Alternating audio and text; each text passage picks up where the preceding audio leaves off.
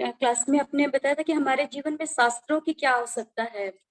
तो उसमें प्रभु जी जैसे शास्त्र को जानने के लिए तो सबसे पहले श्रद्धा होनी चाहिए हम में, कि विश्वास होना चाहिए कि शास्त्र हमारे हित के लिए है, तभी हम शास्त्र की तरफ मुड़ पाएंगे। इसका आपने एक एग्जाम्पल दिया था प्रभु जी की, जैसे बच्चा को अगर पता नहीं अपने पिता के बारे में, तो उसको वो कहीं पर भी खोज ले नहीं समझ पाएगा कि पिता कौन है, और समय भी नष्ट होगा। बट वो अगर अपनी माता से पूछेगा तो उसको स्पष्ट हो जाएगा कि यही हमारे पिता हैं। तो और मतलब वो उसको माता पे विश्वास रहता है, श्रद्धा रहती है, तभी वो विश्वास कर लेता है कि हाँ जिसके बारे में बताती है वो कर लेता है कि ये पिता है। तो वैसे ही हम लोगों को भी विश्वास होना चाहिए, पूरी श्रद्धा होनी चाहिए शास्त्रों पर, और वो भी परंपरा के अनुसार होना चाहिए कि ये शास्त्र परंपरा के अनुसार आए हैं। जैसे आपने स्टोरी सुनाई थी ब्लाइंड मैन की, तो वो तो ब्लाइंड मैन सब अपना अनुमान लगा रहे थे, लेकिन उनको कोई एक बुद्धिमान व्यक्ति आकर के बताते हैं कि सही हाथी है बोल करके। तो उसी प्रकार से परंपरा अनुसार सही ज्ञान हमें भी मिलना चाहिए, बिकॉज हमारी इंद्रियां तो अपूर्ण है और हम लोग अधूरा ही ज्ञान क्रिएट कर सकते हैं, लिमिटेशन है हमारी इंद्रियों में। इसका एग्जांपल भी आपने जैसे बिस्लेरी बॉटल का दिया था, जो कि पहले जब वो न्यू न्यू लॉन्च हुई थी तो उसको काफी समय तक यूज करते थे, और बाद में जब इन्वेस्टिगेशन से पता चला कि वो हार्मफुल है, तब उस पर एक्सपायरी डेट वगैरह लिखी गई और उसको यूज करना बंद करा। तो उसी प्रकार हम लोग अधूरा ज्ञान के अनुसार चलते रहते हैं, भ्रमित होते हैं और गलती करते रहते हैं, यही सब करते रहते हैं। तो एक शास्त्र ही है जो वो कंप्लीट ज्ञान है, और जो शास्त्र में श्रद्धा नहीं रखेगा वो प्रभु जी हमेशा भौतिक जगत में गिरते ही रहेगा और दुखी होते ही रहेगा। हर एक, इसलिए हम लोगों को मतलब शास्त्रों पर विश्वास होना चाहिए और उसको अध्ययन करना चाहिए। हरे कृष्णा प्रभु जी। हरे कृष्णा, बहुत बढ़िया, बहुत सुंदर। और कोई बताना चाहेगा पिछले क्लास का?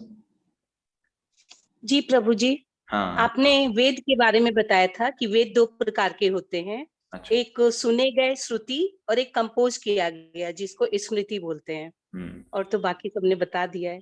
यस, बहुत बढ़िया। शास्त्र जो है वो दो प्रकार के, स्मृति और श्रुति। तो श्रुति मतलब जिनको डायरेक्ट सुना गया है, और स्मृति मतलब जिनको याद करके कंपोज किया गया है। किसी के बीच में बीच की वार्ता है तो वो स्मृति में आ जाता है। श्रुति मतलब डायरेक्ट सुना गया है। तो ये दो हमने देखा था। तो अभी हम आज स्टार्ट करेंगे भगवत गीता का एक बहुत ही सुंदर श्लोक है, उससे प्रारंभ करेंगे। श्रीमद् भगवत गीता 9वां अध्याय 3रा श्लोक। श्रद्धा कितना महत्वपूर्ण है ये श्लोक में भगवान बताते हैं। अश्रद्धाना पुरुषा धर्मस्यास्य परन्तपः अप्राप्य मां निवर्तन्ते मृत्यु संसार वर्त्मनि। तो भगवान बोलते हैं अश्रद्धाना पुरुषा, अश्रद्धाना जो लोग श्रद्धा नहीं रखते और कहते नहीं हम नहीं रखेंगे श्रद्धा, पुरुषा ऐसे लोग जो श्रद्धा नहीं रखते, धर्मशास्य परंतपा किसके प्रति? धर्म के प्रति। धर्म कहाँ से आता है? जो शास्त्र बताते हैं। धर्मशास्य परंतप, परंतप अर्जुन का नाम है, क्योंकि अर्जुन जो है वो, उनको परंतपा इसलिए बोला जाता है क्योंकि वो शत्रुओं को मारने वाले हैं, इसलिए परंतप नाम है उनका। अप्राप्य माम निवर्तन्ते, ऐसे लोग अप्राप्य नहीं प्राप्त कर पाते माम, माम मतलब, माम मतलब मुझे, मुझे मतलब किसे? भगवान को। भगवान को। यस, अप्राप्य माम निवर्तन्ते मृत्यु संसार वर्तमनि, और बार बार वो इस मृत्यु संसार में आकर के गिरते रहते हैं। यस, लौटते रहते हैं बार बार। हे परंतप, जो लोग भक्ति में श्रद्धा नहीं रखते वे मुझे प्राप्त नहीं कर पाते, अतः वे इस भौतिक जगत में बार बार इस जन्म मृत्यु में वापस आते रहते हैं, जैसा हम देखते हैं। तो ये बहुत इंपॉर्टेंट है, भक्ति जो प्रक्रिया है इस पर विश्वास करना। जितना अधिक हमारा विश्वास होगा उतना अधिक हम बेनिफिट ले पाएंगे, जितना कम विश्वास होगा उतना हम कम बेनिफिट ले पाएंगे। जैसे आप किसी भी चीज में देखेंगे, आपको जब विश्वास होता है तो आप बड़ी आसानी से चला लेते हो उसको। बाइक चलाना हो, कार चलाना हो, अभी स्टार्टिंग में विश्वास नहीं है कि मैं अच्छे से चला लेता हूँ, तो कितना डर लगेगा, हर बार लगेगा कि अभी गिर जाएंगे, अभी गिर जाएंगे, क्या होगा। लेकिन एक बार विश्वास हो जाता है, फेथ हो जाती है, तो चला रहे हैं, थोड़ी देर नहीं भी देखा, लोगों को इतना विश्वास हो जाता है, फोन पे बात भी करते रहते हैं, चलाते रहते हैं, बाद में फिर फेथ स्ट्रांग हो गई। लेकिन जब फेथ स्ट्रांग नहीं होती तो उस समय तो 10 जगह देखेगा, गियर को देखेगा, क्लच को देखेगा, ब्रेक को दबाएगा, 10 जगह, क्योंकि अभी अभी फेथ जो है स्ट्रांग नहीं। और जब फेथ स्ट्रांग नहीं है तो परेशान। ऐसे ही आप देखो, आप कहीं रोड पर जा रहे हैं, मैं सपोज करिए आपको मिर्जापुर ही जाना है बनारस से, और आपको पता नहीं है कि वही रास्ता है जो हमें मिर्जापुर लेके जाने वाला है, तो आप 10 लोगों से पूछोगे, फिर रोकोगे, फिर सामने 2 रास्ते आएंगे, फिर पूछोगे ये वाला है कि ये वाला है, क्यों? और हमेशा आपको डर लगेगा कहीं किसी ने गलत बता दिया तो फिर दूसरे से पूछोगे, क्योंकि आपको पता नहीं है कि क्या चीज जो है आपके लिए अच्छी है, कौन सा रास्ता आपके लिए लेके जाने वाला है। ऐसे ही हमें जीवन में जब हम किसी चीज को फॉलो करते हैं, इवन कृष्ण कॉन्शियसनेस को, जब हमें फेथ होता है कि दिस इज द प्रोसेस, है ना, यही वो रास्ता है जो हमें सब कुछ प्रदान कर सकता है, कहीं और भटकने की जरूरत नहीं है, कुछ और करने की जरूरत नहीं। जब ये फेथ हमारी स्ट्रांग हो जाती है तो हमारी प्रोग्रेस बहुत तेजी से होती है। ऐसा मानिए कि आपको पता चल गया यही रास्ता मिर्जापुर का है, कुछ पूछने की जरूरत नहीं किसी से, सीधे चलते जाने का, मिर्जापुर आ जाएगा। तो क्या है, फिर तो फुल स्पीड में भागेंगे, क्योंकि हमें और कहीं देखना ही नहीं, किसी और से पूछना ही नहीं, तो हमारा फेथ एकदम स्ट्रांग हो चुका है कि हाँ भाई यही रास्ता मिर्जापुर जाएगा। तो ऐसे ही भक्ति में जब हमारा एकदम क्लियर हो जाता है विजन, और कुछ अभी नहीं करना है, बहुत हो गया इधर उधर, अभी सिर्फ ये भगवान कृष्ण है, मैं उनका दास हूं और ये उनकी सेवा है, बस खत्म, और कुछ नहीं। जब इस तरीके का विजन क्लियर हो जाता है तब फिर तो हमारे लिए बहुत आसान है। शास्त्रों में बार बार बताया जाता है कि भक्ति प्रक्रिया बहुत आसान है, इट्स वेरी इजी, बहुत आसान है, लेकिन हमारा मन टेढ़ा है, जिस कारण से उसको अप्लाई करते समय हम ज्यादा दिमाग लगा देते हैं। है ना? तो इस तात्पर्य में आप देखिए, प्रभुपाद जी इन्हीं 3 लोगों के बारे में बताते हैं जो हमने आपको फर्स्ट क्लास सेकंड क्लास के बारे में बताया। प्रभुपाद जी इस तात्पर्य में इसी चीज के बारे में बताते हैं। प्रभुपाद जी कहते हैं चैतन्य चरितामृत में क्या कहा गया है, श्रद्धा का मतलब क्या है, हमें विश्वास है, इसका मतलब क्या है, हमारे अंदर श्रद्धा बहुत ज्यादा है, मतलब क्या है? श्रद्धा का मतलब यही है कि ये व्यक्ति को क्लियर हो जाए, अगर मैं भगवान कृष्ण की सेवा कर रहा हूं, that is the greatest thing that I can done. वो सबसे बड़ी चीज है जो जीवन में मैं जो सबसे अच्छा कार्य कर सकता हूं, दैट इज द थिंग, कि मैं भगवान कृष्ण की सेवा में हूँ, भगवान के नाम जप कर रहा हूँ, लोगों को भगवान के बारे में बता रहा हूँ, भगवान से के बारे में सुन रहा हूँ, ये सबसे महान चीज हो सकती है जो मैं अपने जीवन में कर सकता हूँ। ये अगर व्यक्ति के अंदर कन्विक्शन डेवलप हो जाए, ये भावना डेवलप हो जाए, यही श्रद्धा है। लोगों की मटेरियल वर्ल्ड में बहुत श्रद्धा होती है, भक्तों की स्पिरिचुअल वर्ल्ड में श्रद्धा होती है। वो लोग मटेरियल वर्ल्ड में वो सोचते हैं अरे बस ये वाली नौकरी मिल जाए फिर तो हम बस कुछ नहीं करना है। या ये वाला हमारा काम हो जाए फिर हो जाएगा सब बढ़िया।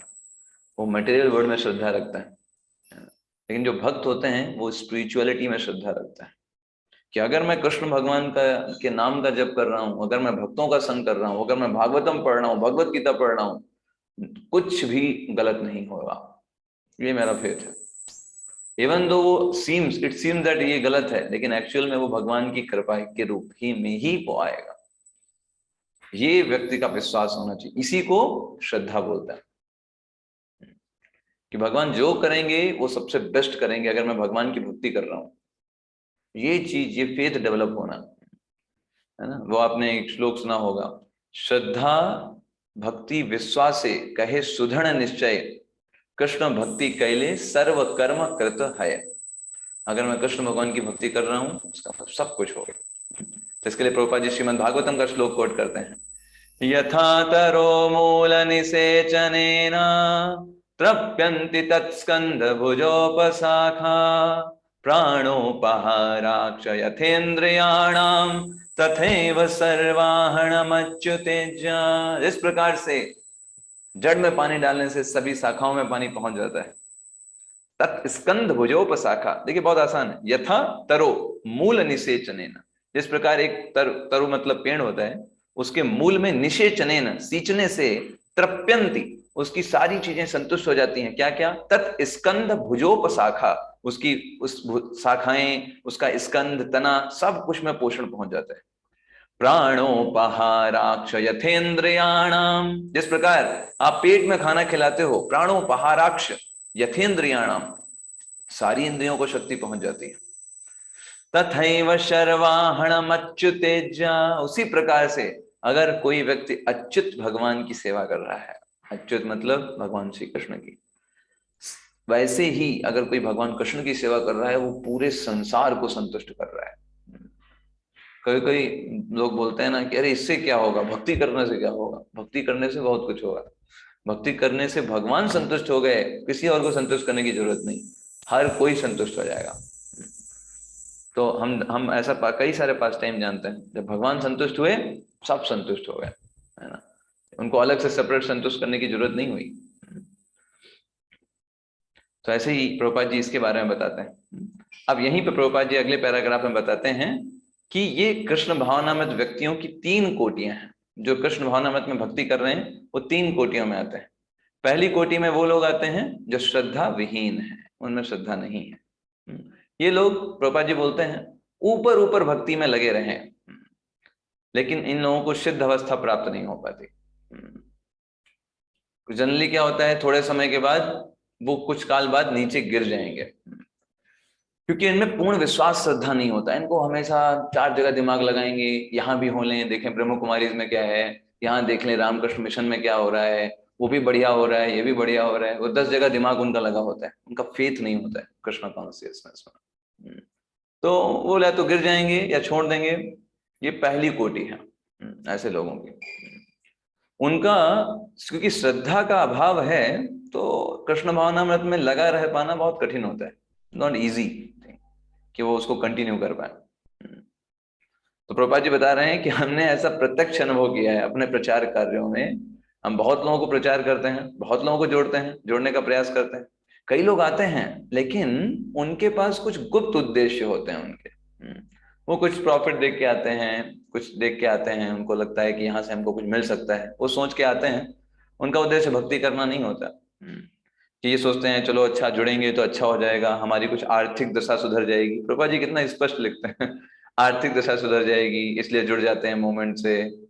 बड़े बड़े लोग मिल जाएंगे इसलिए जुड़ जाते हैं, या फिर हमको अच्छी जॉब मिल जाएगी इसलिए जुड़ जाते हैं। उनका कुछ दूसरा मोटिव होता है। ऐसे लोग प्रथम कोटि में आते हैं, जुड़े हैं, भक्ति कर रहे हैं, बट उनका उद्देश्य भगवान कृष्ण की सेवा नहीं है ना, वो और कोई कार्य नहीं, बस उनका उद्देश्य कुछ अपना काम निकालना है कि हमारा कुछ काम निकल जाए। तो ऐसे लोग जब उनका काम निकल जाता है तो ठीक है, वापस अपने पुराने ढर्रे पे चलो, है ना, क्योंकि काम के लिए आए थे, काम हो गया तो वापस चलो। तो ये प्रथम श्रेणी क्या होता है, ये प्रथम श्रेणी क्या। तो यही प्रभुपाद जी आगे बताते हैं कि कृष्ण भावनामृत में केवल श्रद्धा के द्वारा ही प्रगति हो सकती है। ये बहुत इंपॉर्टेंट है, ओनली श्रद्धा। कितना फेथ हमारा स्ट्रॉन्ग है। तो आगे प्रभुपाद जी बताते हैं प्रथम कोटि का व्यक्ति।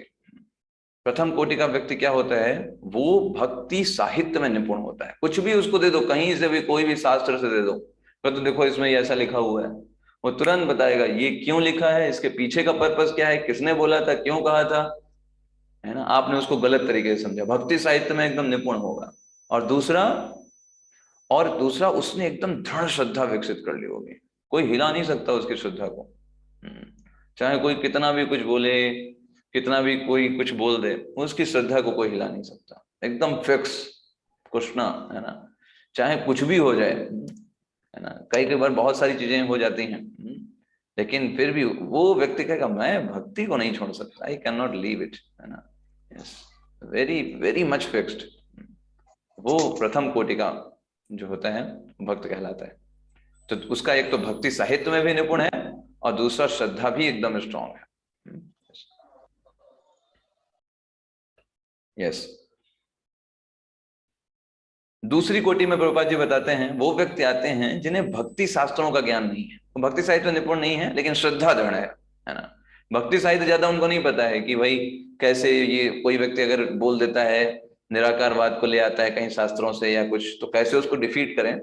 बट उनकी श्रद्धा एकदम दृढ़ है, भले डिफीट ना कर पाए लेकिन वो नहीं छोड़ के जाने वालों, कहते हम तो भाई हम तो यहीं सेवा करेंगे, यहीं रहेंगे, भले हम उसको डिफीट नहीं कर पा रहे हैं, है ना। तो ये दूसरी कोटि के भक्त होते हैं। तो ये तीनों कोटि मेनली श्रद्धा के ऊपर डिपेंडेंट है। तो ये प्रभुपाद जी श्रद्धा के बारे में बताते हैं। तो देखिए, आप चाहे इस संसार में किसी भी फिलॉसफी में जाइए, चाहे किसी भी मिशन में जाइए, कहीं भी जाइए, आपको 5 चीजें वहां बताई जाती हैं। 5 चीजें हमेशा बताएंगे वो लोग। पहला, हम अभी हैं कहां पर। जो सही मिशन होंगे या सही तरीके से जो तत्व को बता रहे हैं, वो 5 चीजें एकदम स्पष्ट कर देंगे आपके सामने। पहला, अभी हम हैं कहां पर। तो हम देखिए कृष्ण कॉन्शियसनेस में हम पहले ही स्पष्ट कर देते हैं हम कहां पर हैं। ये कौन सा वर्ल्ड है, विच वर्ल्ड इज दिस, कौन सा जगत है, भौतिक जगत। यस, है ना। और दूसरा, हम जो ये फॉलो कर रहे हैं, जो प्रैक्टिस कर रहे हैं, इससे हमको जाना कहाँ है, वेयर डू आध्यात्मिक जगत। आध्यात्मिक जगत। Yes, we want to go आध्यात्मिक जगत, एकदम क्लियर। तीसरा क्वेश्चन कि भाई इसके लिए रास्ता क्या है, क्या करना क्या होगा अगर आध्यात्मिक जगत जाना है, what is the way. Krishna भक्ति, चैंटिंग, यस, भक्ति करनी होगी, चैंटिंग करनी होगी, शास्त्र पढ़ने होंगे। करेक्ट। तो भक्ति में कोई पूछे भक्ति में क्या करना होगा, अगर मुझे इस भौतिक जगत कष्ट भरे जन्म मृत्यु के चक्र से आध्यात्मिक जगत जहां भगवान की सेवा होती है, भगवान का प्रेम है हमेशा के लिए, ऐसे जगत में जाना है, तो व्हाट इज द प्रोसेस। तो प्रोसेस इज वेरी सिंपल। श्रवणम कीर्तनम विष्णु, स्मरणम पाद सेवनम, अर्चनम वंदनम दास्यम, साख्यम आत्मनिवेदनम। ये नवधा भक्ति है, यही भक्ति है। अगर कोई पूछे भक्ति क्या है, यही भक्ति है। भगवान के बारे में सुनना, दैट इज श्रवणम, पहली भक्ति जो आप लोग कर रहे हैं। दूसरा, कीर्तनम, जो भी मैं कर रहा हूं, भगवान के ग्लोरीज को गाना या फिर जप करना भगवान के नामों का, कीर्तनम, उनकी कीर्ति का गुणगान करना। श्रवणम कीर्तनम विष्णु, स्मरणम, जो सुना जो बोला उसको याद करना, स्मरण करना, भगवान कितने दिव्य हैं, कितनी सुंदर व्यवस्था की है, दैट इज स्मरणम। पाद सेवनम, भगवान की सेवा करना, जैसे लक्ष्मी जी करती हैं, उनके चरण दबाती रहती हैं कंटिन्यूअसली, दैट इज पाद सेवनम। फिर अर्चनम, अर्चनम मतलब डीटी वर्शिप, है ना, भगवान को आरती करना, धूप बत्ती दिखाना, आरती करना, जल दिखाना, रुमाल दिखाना, फिर उसके बाद चावर दिखाना, मयूर पंख दिखाना, शंख बजाना, ये आरती का पार्ट है, अर्चनम। और वंदनम, वंदनम का मतलब भगवान के पास जाकर के प्रेयर्स करना, वेरी बहुत बहुत इंपॉर्टेंट, ये भक्ति का पार्ट है। सोचिए, भगवान के पास जाना और उनसे प्रेयर्स करना, भगवान मैं आपकी भक्ति करना चाहता हूँ, है ना, लेकिन अभी भी मेरे हृदय में बहुत सारी भौतिक इच्छाएं हैं, है ना, मैं जानता हूँ कि ये गलत है, मैं जानता हूँ ये सब ऑब्स्टिकल्स हैं, लेकिन मैं इन सारे ऑब्स्टिकल्स को आपकी कृपा से पार करना चाहता हूँ, आप मेरे पर कृपा करिए, मैं स्वयं सक्षम नहीं हूँ, है ना, लेकिन आप अगर कृपा करेंगे तो ये सारा जो काम क्रोध मद लोभ मोह मत्सर्य हैं, ये एक क्षण में खत्म हो सकता है।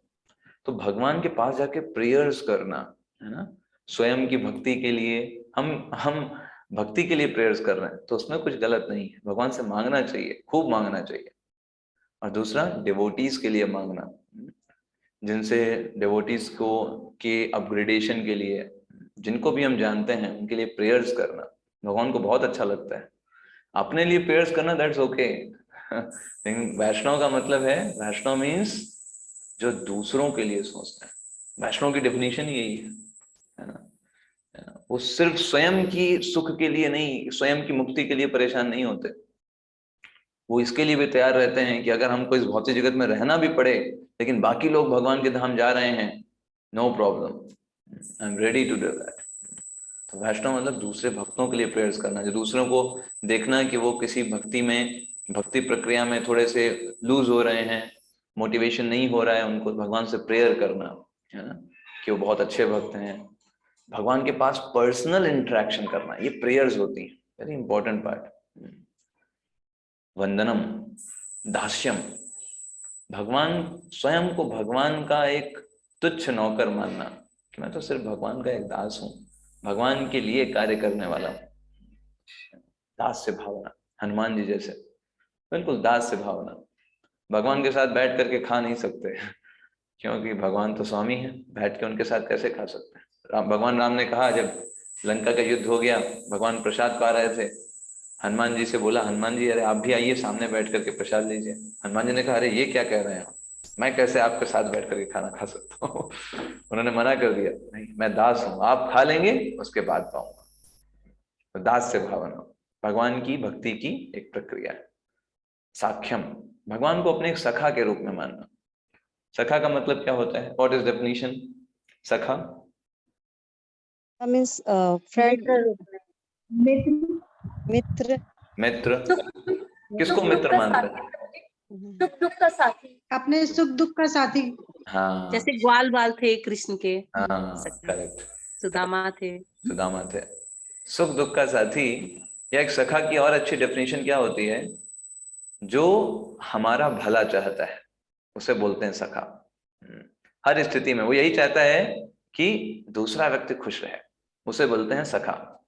तो कृष्ण हमारे सखा हैं, वो हमेशा यही चाहते हैं कि हमारा सबसे ज्यादा कल्याण कैसे हो सकता है। सुहृदम सर्वभूतानाम, भगवान 5वें अध्याय के 29वें श्लोक में बोलते हैं, सुहृदम सर्वभूतानाम, सबका भला चाहने वाले हैं भगवान, तो इसे बोलते हैं सखा। सखा, दास्यम, साख्यम, आत्मनिवेदनम, सबसे आखिरी नवी विधि है आत्मनिवेदन करना। आत्मनिवेदन मतलब आत्मा से स्वयं को समर्पित करना, हाँ करेक्ट, स्वयं को पूर्ण रूप से समर्पित कर देना, होल एग्जिस्टेंस को। आत्मनिवेदनम, किसने किया आत्मनिवेदन? राजा बलि, मीरा ने, राजा बलि ने, अर्जुन ने, यस, अम्बरीश महाराज ने। हाँ बहुत बढ़िया, अम्बरीश महाराज गुड एग्जांपल, है ना। तो बलि महाराज वैसे आत्मनिवेदन के बहुत ही अच्छे प्रतीक माने जाते हैं। बलि महाराज ने जब तीसरा पैर मांगा था, तीसरा पैर बामन भगवान ने मांगा, पूरा समर्पित कर दिया, I am yours, you can place your feet on me, पूरी तरीके से आत्मनिवेदन। अम्बरीश महाराज ने ये 9 प्रक्रियाओं को पूरी तरीके से किया, 9 चीजों को किया, श्रवणम, कीर्तनम, स्मरणम, पाद सेवनम, अर्चनम, वंदनम, दास्यम, साख्यम, आत्मनिवेदन, 9 प्रक्रियाओं को किया। अगर कोई एक प्रक्रिया को भी कर ले तो बाकी की प्रक्रियाओं को अपने आप उसको फल मिल जाता है, लेकिन अम्बरीश महाराज ने 9 प्रक्रियाओं को किया।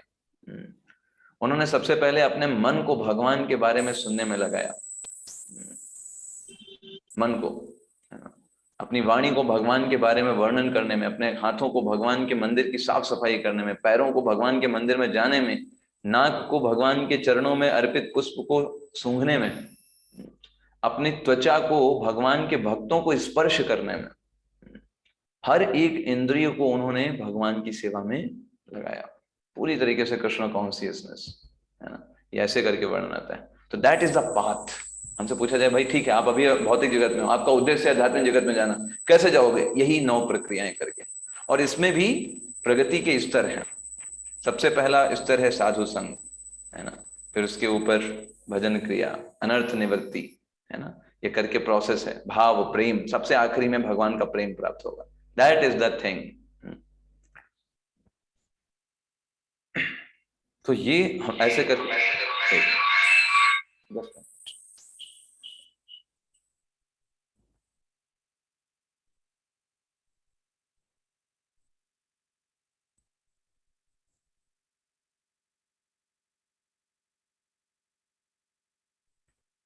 तो हम डिस्कशन कर रहे थे कि किस प्रकार से ये जो 9 प्रक्रिया जब कोई व्यक्ति फॉलो करता है तब उसको वो अंत में भगवान के धाम को प्राप्त कर सकता है। इसे बोलते हैं नवधा भक्ति। क्लियर? नवधा भक्ति यही है। ये किसने बताई नवधा भक्ति श्रीमद् भागवतम में? किसने किसको बताया? प्रहलाद महाराज ने बताया हाँ। कि अपने साथी लोगों को। करेक्ट। प्रहलाद महाराज ने एक तो अपने पिताजी को बताया, हिरण्यकशिपु को बताया। जब हिरण्यकशिपु ने पूछा था कि बताओ सबसे बढ़िया चीज तुमने क्या सीखी अभी तक, तब उन्होंने बताया यही सबसे बढ़िया चीज हमने सीखी है कि भगवान को इन 9 प्रक्रियाओं से सबसे अधिक संतुष्ट किया जा सकता है। तो ये हो गए 3 प्रश्न। हम हैं कहाँ, हमको जाना कहाँ है, और उसके लिए रास्ता क्या है। चौथा प्रश्न आता है कि आपको उस रास्ते में पहुंचने के लिए क्या क्या कठिनाइयां आएंगी। What are the different difficulties, obstacles, क्या क्या कठिनाइयां आ सकती हैं। तो भक्ति मार्ग में जाने के लिए कुछ जो कठिनाइयां हैं हम जानते हैं, क्या हो सकते हैं? What is difficulties? सबसे तो पहला तो अपना मन ही कंट्रोल में नहीं है। हाँ, सबसे पहला हमारा मन है। Yes, correct. हम और कोई भटक जाते डिफिकल्टी? हैं, हम भटक जाते हैं, हाँ, यस, माया के मोह में आ जाते हैं। माया के मोह में आ जाते हैं। गुड। सबसे बड़ी जो डिफिकल्टी है वो हमारा माइंड ही है। माइंड। हाँ, यस। और कोई बताएगा कुछ? स्थिरता नहीं रहती, यस। स्थिरता नहीं रहती, constant नहीं रहते कि कंटिन्यूअसली और एकदम ध्यानपूर्वक कुछ नहीं करते। हाँ, ओके ओके। और ये अच्छे लोगों का संग भी होना बहुत जरूरी है। संगति का भी बहुत प्रभाव पड़ता है। अगर करेक्ट, संग होगा तो भक्ति भी जागेगी। बहुत बढ़िया। दुस्संग से बचना। यस। और प्रभु जी, इंद्रिय तृप्ति खत्म नहीं होती है भौतिक जगत में रहते। इंद्रिय ये भी बोल सकते हैं स्टार्टिंग में तो कन्विंस होना कि कौन है भगवान। वही, मतलब कन्विंस होना मतलब मन को मन को पूरी तरीके से दृढ़ करना भक्ति के पथ में। या प्रभु जी, एक श्रद्धा भी हो सकती है, जैसे हमने लास्ट क्लास में पढ़ा कि श्रद्धा भक्ति का एक बहुत इंपॉर्टेंट पार्ट है। इसलिए उसे बड़ी सतर्कता से संभाल कर रखना चाहिए। बिल्कुल बिल्कुल। यस। और कुछ? अच्छे लोगों का संग प्रभु जी। हाँ, लेकिन अभी मैं पूछ रहा हूँ कठिनाइयां क्या हैं। ये तो आप बचाव के तरीके बता रहे हो। पारिवारिक समस्या भी होती है प्रभु जी, जैसे परिवार में सभी नहीं होते तो हमें बहुत कठिनाइयों का सामना करना पड़ता है। हाँ, करेक्ट। के लिए या उन्हें कन्विंस करने के लिए। बहुत बढ़िया। ये अच्छा। पारिवारिक जिम्मेदारियां प्रभु जी। ओके। और इंद्रियां भी तो अपने कंट्रोल में नहीं है। तो ये सारी चीजें, हमारे जो इंद्रियां भी कहाँ से कार्य करती हैं? हमारे मन के द्वारा। मन के द्वारा। तो मन जब नियंत्रण में आ जाता है तब ये चीजें, तो एक तो मन का नियंत्रण तो है ही ऑब्स्टिकल, उसमें नो कोई डाउट नहीं है। भगवान बार बार बोलते हैं कि मन ही इस जगत में बंधन का कारण है और मन ही जो है मोक्ष का भी कारण। मन ने अगर एक बार ये मान लिया भक्ति को करना है तो मन ही आपको इतना ऊपर भक्ति करा देगा, ऐसे ऐसे आपसे सेवाएं करा देगा कि आप सोच भी नहीं पाओगे। और मन अगर नहीं माना है तो आपको नीचे भी ढकेलेगा। दोनों के काम उसके। तो एक तो मन को नियंत्रण, ये वास्तव में ऑब्स्टिकल है हमारे लिए। तो उस पर नियंत्रण हम कैसे पा सकते हैं? जस्ट एक प्रैक्टिकली कुछ सोचते हैं। मन जो है वो कार्य करता है थिंकिंग, विलिंग एंड फीलिंग, 3 चीजों पर कार्य करता है। सोचता है वो, उसके अंदर कुछ इच्छाएं होती हैं, है ना। तो अभी अगर हम 24 घंटे इस तरीके से शेड्यूल बनाएं कि मन को हम और कुछ सोचने का मौका ही ना दें, तो ये ऑब्स्टेकल बड़ी आसान है हम पार कर पाए। क्योंकि क्या होता है, जब मन खाली होता है तब वो अनेक प्रकार की चीजें सोचेगा, है ना। तब हम सोचेंगे कि इंद्रिय तृप्ति के बारे में, है ना, या अपनी इंद्रियों को तुष्ट करने के बारे में, क्योंकि खाली मन ही ये सब सोचता है। इवन मटेरियल वर्ल्ड में भी जो व्यक्ति बहुत बिजी है ना, वो खाना पीना भूल जाता है। आपने अनुभव किया होगा, बड़े बड़े साइंटिस्ट लोग होते हैं, उनके पास खाने का समय नहीं होता है, 1-2 रोटी खाते हैं और बाकी अपने काम में लग जाते हैं। तो ऐसा व्यक्ति भी अपने मन को नियंत्रण कर लेता है। इवन बस वो भले थोड़े समय तक ही कर पाए, क्योंकि उसको हायर टेस्ट नहीं मिल रहा है। But we have higher test, हमारे पास हायर टेस्ट है, भगवान की भक्ति है, तो हम बहुत आसानी से कर सकते हैं। दूसरा जो भक्ति में सबसे एक बहुत बड़ा ऑब्स्टेकल है वो है भक्तों के प्रति अपराध करना। तो जैसे जैसे हम भक्ति में आगे बढ़ते हैं तो हम भक्तों को बहुत कैजुअल लेने लगता है। हमें लगता है कि हाँ, है ना, डिवोटीज ही तो हैं, क्या हुआ। लेकिन जब प्रारंभिक अवस्था में, जब आप सोचिए, जब हम प्रारंभिक अवस्था में भक्ति में आए थे, तब का हमारा जो दृष्टिकोण था एक डिवोटी के प्रति, और कुछ समय बाद जो हमारा दृष्टिकोण होता है उसमें बहुत अंतर आ जाता है।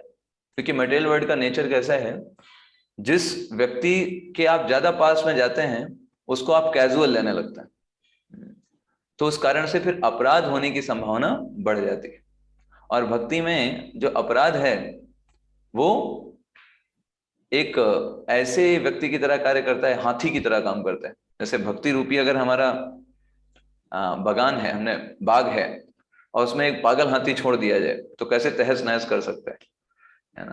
तो ऐसे ही भक्तों के प्रति अपराध भी उसी कैटेगरी में आता है। तो उसको हम कैसे अच्छा कर सकते हैं? उसको हम अच्छा कर सकते हैं, उससे हम बच सकते हैं कैसे?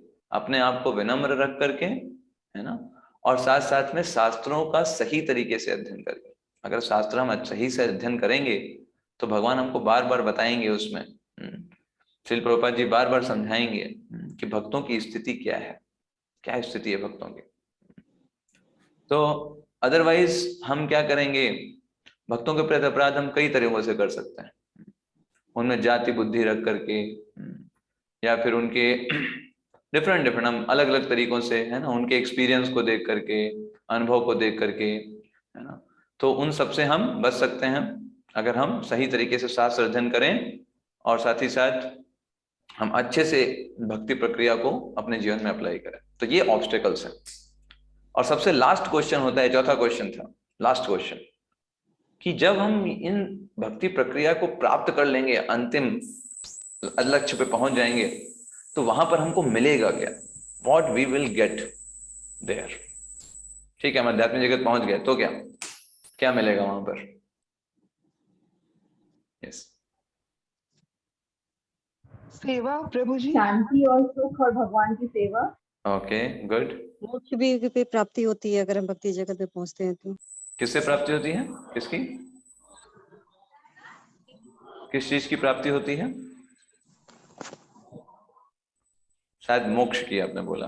प्रभु जी, हम लोग जन्म मरण के चक्कर से मुक्त हो जाएंगे अगर वहां पर जन्म मरण से चक्कर से मुक्त हो जाएंगे। गुड, बहुत बढ़िया। Yes, anything else? प्रभु जी, हम भगवान कौन है? प्रभु जी, हमें भगवान की सेवा करने को मिलेगी। भगवान की सेवा करने को मिलेगी। गुड, और कुछ? और वहाँ पे भी भक्तों का संग रहेगा, वहाँ पे भी लाइक कोई काम क्रोध मद ऐसा कुछ भी नहीं रहता है वहाँ पे। हाँ, गुड। सिर्फ एक ही डिजायर होता है सबके, सब मिलकर भगवान की ही सेवा करें। लाइक आपने एक एग्जांपल दिया था ना, तुलसी प्लांट है, तो तुलसी जी क्योंकि भगवान की सेवा कर रहे हैं, तो सारे पेड़ पौधे ये नहीं सोचते हैं कि मैं सेवा करूँ, वो तुलसी जी की हेल्प करते हैं कि भगवान की सेवा करने में। करेक्ट, बहुत बढ़िया, बहुत अच्छा बताया माता जी ने। और कोई? भक्ति के मार्ग में प्रभु जी कोई बड़ा छोटा नहीं रहता, सब बराबर हो जाते हैं, सब एक दूसरे को बराबर मन लगाकर भक्ति करते हैं। ठीक है, और कुछ? आत्मसंतोष। आत्मसंतोष, ओके। आध्यात्मिक जगत में हम क्यों भाई हम प्रैक्टिस कर रहे हैं आध्यात्मिक जगत में जाने के लिए या फिर भगवान के धाम में जाने के लिए, तो मिलेगा क्या वहां पर? क्यों जाएं वहां पर जब उद्देश्य हमें पता होगा? प्रभु जी, हम अपूर्ण है और हम पूर्ण से मिल जाएंगे।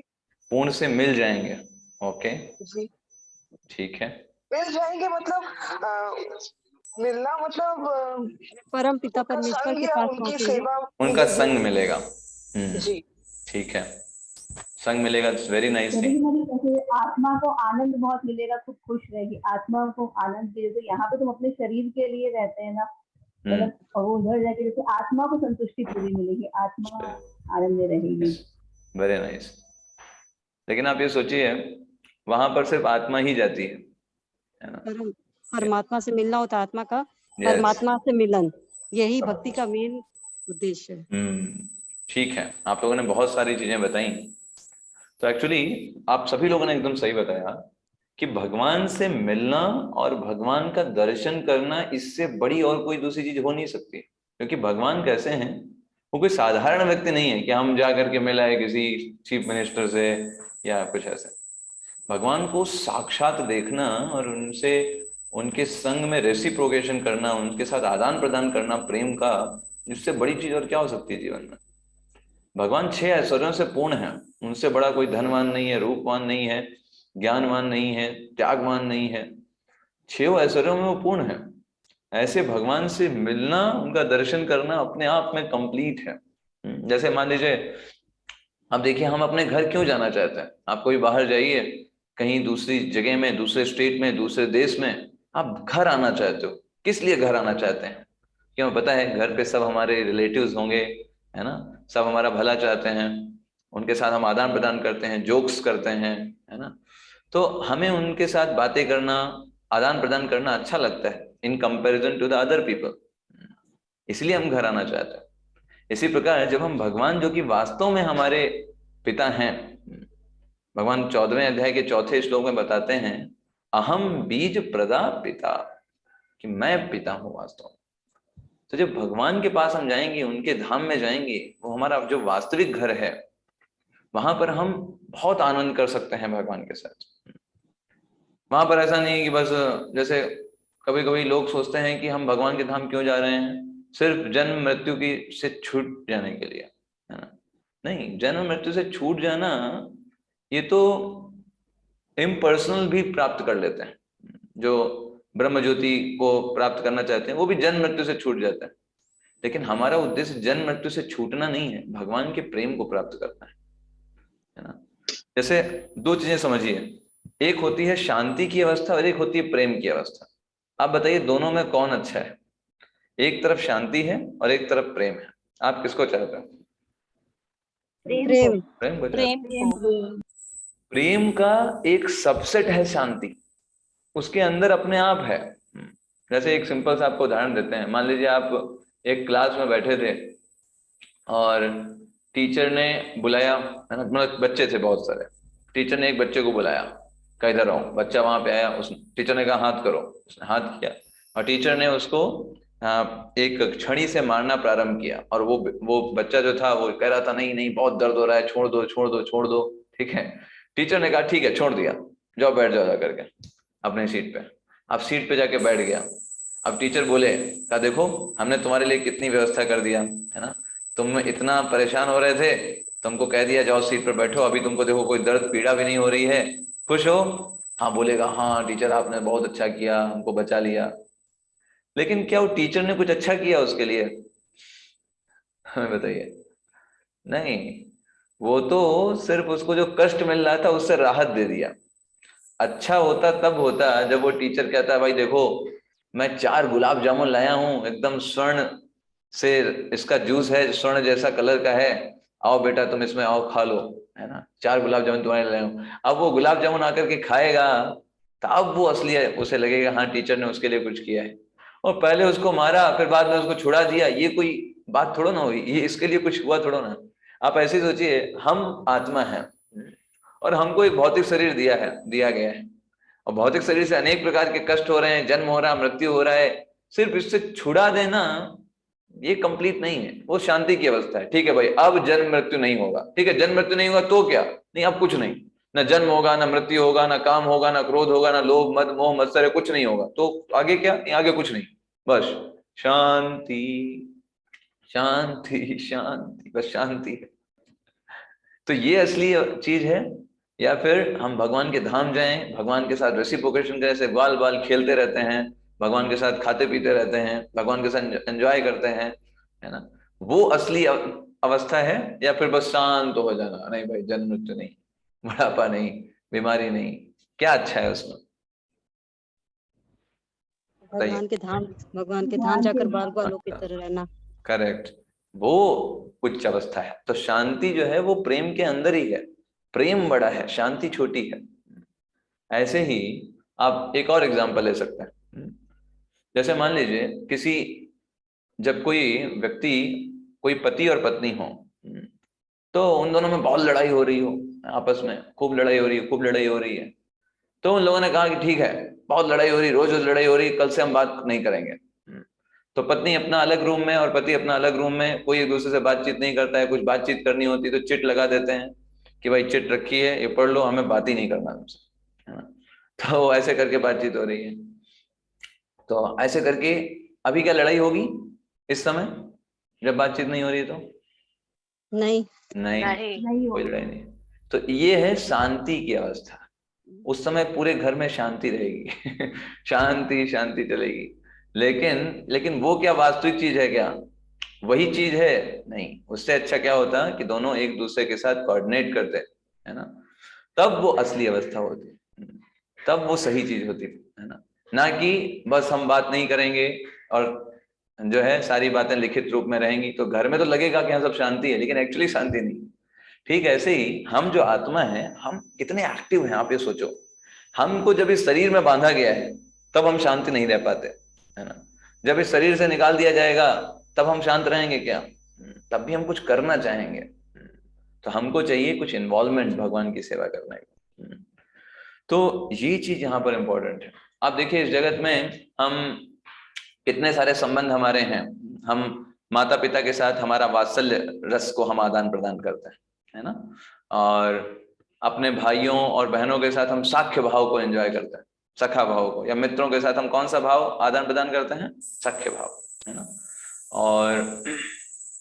और हम कौन कौन से रस को बोल सकते हैं? शांत रस हम आदान प्रदान करते हैं गाय और बछड़ों के साथ। ऐसे ही पति पत्नी के साथ, है ना, उसको बोलेंगे कॉन्जुगल, है ना, रिलेशनशिप। हिंदी में क्या बोलते हैं? कौन सा रस होता है? याद नहीं आ रहा। माधुर्य रस। हाँ, माधुर्य रस। यस, माधुर्य रस, करेक्ट, है ना। तो माधुर्य रस को हम रिलीज करते हैं। तो ऐसे अलग अलग रस हैं इस भौतिक जगत में, लेकिन ये टेम्परेरी हैं, है ना। जैसे माता पिता हैं, तो इस जन्म में कोई और है, नेक्स्ट जन्म में कोई और होंगे, तो वो रिलेशन ब्रेक हो जाता है ना। ऐसे ही हम और रसों को बोल सकते हैं, थोड़े समय तक रहेंगे फिर वो चले जाएंगे, हमेशा के लिए नहीं है इस भौतिक जगत में। लेकिन हम जिसके लिए प्रयास कर रहे हैं वो भगवान के साथ हमारे सारे रस को हम आदान प्रदान कर सकते हैं, वो भी इटर्निटी के लिए। वहां जाने का हमारा लक्ष्य है। That is our am actually, that is spiritual word, आध्यात्मिक जगत। तो हमें उसके अंदर श्रद्धा होनी चाहिए भगवान के आध्यात्मिक जगत के प्रति कि मुझे वहां जाना है। ऐसे तो देखिए समाज में बहुत सारे आंदोलन हैं, बहुत सारी सोसाइटी है, लेकिन जो इस्कॉन सोसाइटी है ना, अपने आप से अपने गोल के कारण, अपने मतलब आध्यात्मिक जगत का जो लक्ष्य है उसके कारण, शास्त्रों के प्रति श्रद्धा के कारण अपने आप ही सबसे अलग हो जाती है, विशेष हो जाती है, बहुत विशेष हो जाती है। तो जब राधे श्याम प्रभु, आप जानते होंगे, बहुत ही बड़े भक्त हैं, बहुत सीनियर भक्त हैं। तो वो जब प्रारंभिक अवस्था में अपने छोटी अवस्था से ही वो भगवान की भक्ति करते थे और वो संसार की सेवा करना चाहते थे भगवत गीता को बता करके, इन सब चीजों के माध्यम से।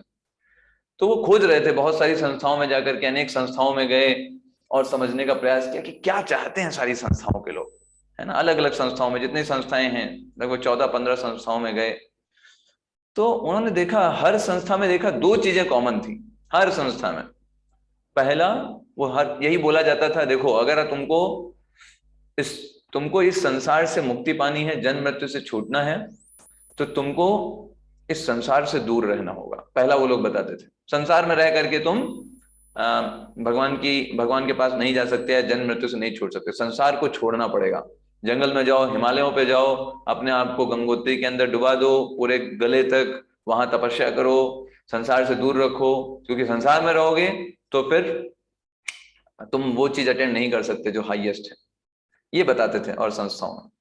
और दूसरा बताते थे कि अपनी मुक्ति के लिए बहुत ज्यादा कंसंट्रेटेड रहो। अगर तुम लक्ष्य नहीं रखोगे स्वयं को मुक्त करना, तो फिर भटक जाओगे। तो स्वयं की मुक्ति को अपने जीवन का लक्ष्य बनाओ, और दूसरा, अपने सारी इंद्रियों को इंद्रिय विषयों से एकदम दूर ले जाओ, है ना, जहां कोई दूर दूर तक कोई व्यक्ति ना रहे। तो उनको अच्छा नहीं लगता था ये बात सुन करके, है ना, कि अपनी मुक्ति के लिए सोचना है और संसार में नहीं रह सकते, दूर जाना है, तो उनको अच्छा नहीं लगता था। लेकिन जब वो इस्कॉन में आए, इस्कॉन के बारे में देखा, यहाँ की फिलॉसफी को देखा, तो उनको बहुत पसंद आया ये चीज, है ना। तो एक बार वो इस्कॉन जुहू मंदिर आए थे। आप में से कोई गए हैं इस्कॉन जुहू मंदिर? जुहू पे? हाँ, अच्छा, मंजू माता जी गए? अच्छा, यस प्रभु जी, मैं भी गई हूँ। नम्रता माता जी गए? हाँ। तो देखिए बहुत सुंदर मंदिर बना हुआ है। प्रभु जी मैं भी गई हूँ। ओके, आभा मिश्रा माता जी भी गए? ओके, हरि बोल। बहुत ही सुंदर मंदिर बना है। स्वयं प्रभुपाद जी ने उसके लिए बहुत स्ट्रगल किया था, इस्कॉन जुहू मंदिर के लिए। पूरी एक बुक है उस स्ट्रगल पर, है ना। अभी गिरिराज महाराज ने उसको बनाया है, उस बुक को। I will build you a temple नाम है। इतना मोटा बुक है पूरा, उसमें पास टाइम है कैसे जुहू टेम्पल को प्रभुपाद जी ने कितना स्ट्रगल किया। और लोग सोचते थे उस समय जुहू एरिया ऐसा था कि वहां पे बिल्कुल आउटसाइड में था। लोग कह रहे थे अरे कहाँ प्रभुपाद जी जमीन ले रहे हैं, यहाँ तो कोई आएगा भी नहीं बॉम्बे से, इतना दूर, मच्छर है, ये है वो है। लोग अनेक अनेक अनेक अनेक चीजें देख रहे थे। नहीं, प्रभुपाद जी का विजन बड़ा स्ट्रांग था। उनको पता था ये ऐसी लैंड रहेगी कि पूरे बॉम्बे का सबसे प्राइम लोकेशन ये हो जाएगा। और आज वैसी ही स्थिति है ना। सबसे पास में एयरपोर्ट है वहां से 5-6 किलोमीटर पर, है ना। और सबसे प्राइम लोकेशन है Juhu, just near the beach. तो राधे श्याम प्रभु वहां पर गए, तो एक भक्त के साथ थे। तो भक्त ने बोला, उनसे कहा कि आप चलिए लिफ्ट से चलते हैं ऊपर, क्योंकि ऊपर 10वीं मंजिल पे जाना था। तो राधे श्याम प्रभु ने बोला लिफ्ट से क्यों जाएंगे, अरे हम युवा हैं, हम सीढ़ियों का सहारा लेंगे। और जो बूढ़े लोग हैं जो चल नहीं पाते वो लिफ्ट से जाएं, हम तो सीढ़ियों से जाएंगे। तो उस भक्त ने बोला, कहाँ, वो तो अच्छी बात है, आप पैदल भी जा सकते हैं, लेकिन अगर हम लिफ्ट से जाएंगे तो हम 10 मिनट बच जाएंगे, और उन 10 मिनट का प्रयोग हम भगवान की सेवा में कर सकते हैं। राधे श्याम प्रभु ने सुना, अरे ये तो पहली बार सुना इस फिलॉसफी को कि 10 मिनट बच जाएंगे। वो किस लिए बचा रहे हैं, क्योंकि भगवान की सेवा करनी। ऐसा नहीं 10 मिनट हम बच गए तो हम उसके लिए कुछ और कर रहे हैं। ने कहा ये वेरी नाइस फिलॉसफी। तो वो फिर चले गए लिफ्ट में, लिफ्ट से ऊपर पहुंचे तो वहां पर इस्कॉन का आश्रम था। अंदर गए, उन्होंने देखा, कह रहे, उन्होंने देखा सब लोग सेव हेड थे और लैपटॉप पे काम कर रहे थे, सबके सब लोग, है ना, बड़ा प्रचार कार्य के लिए। तो उनको कभी उन्होंने देखा नहीं था। उन्होंने साधुओं को भी देखा था, लैपटॉप को भी देखा था, लेकिन दोनों लोगों को एक साथ नहीं देखा था कि साधु लोग लैपटॉप पर काम कर रहे हैं। तो बोला ये क्या, ये कैसे हो सकता है, तो संभव नहीं है। साधु लोगों को मतलब तो वन में जाना चाहिए, सब चीजों से दूर रहना चाहिए, इन सब चीजों से। ये सब तो बांधती हैं संसार में, लैपटॉप, कंप्यूटर, ये सब तो और माया जगत में फंसते हैं। साधुओं को तो इन सबसे दूर रहना चाहिए। तो दूसरे भक्त ने उनको समझाया, कहा देखो, हम किसी भी चीज को दूर नहीं करते हैं, हम उसके प्रयोग करने की जो विधि है उसमें बदलाव करते हैं। हमारे पास, इन सबके पास लैपटॉप है, कंप्यूटर है, मोबाइल है, लेकिन हम इसका प्रयोग भगवान की सेवा के लिए करते हैं। तो इवन तो ये सारी चीजें हमारे पास हैं, लेकिन ये हमको नुकसान नहीं पहुंचा पाती। और इसको बोलते हैं युक्त वैराग्य। इस सबको सब क्या बोलते हैं, युक्त वैराग्य, है ना। इसके लिए रूप गोस्वामी लिखते हैं, निर्बंध कृष्ण संबंधे युक्त वैराग्य उच्यते। जो भी कर रहे हैं उसका उद्देश्य भगवान की प्रसन्नता के लिए। तो जब ही उन्होंने सुना कि भाई हम हर एक चीज को प्रयोग कर सकते हैं, किसी चीज को छोड़ना नहीं, हर एक चीज को प्रयोग कर सकते हैं, बट भगवान की सेवा के लिए। अगर भगवान की सेवा के लिए यूज कर रहे हैं, वो चीज हमको नुकसान नहीं पहुंचा सकती। बहुत अच्छा उनको लगा, कह रहे तो बहुत बढ़िया है।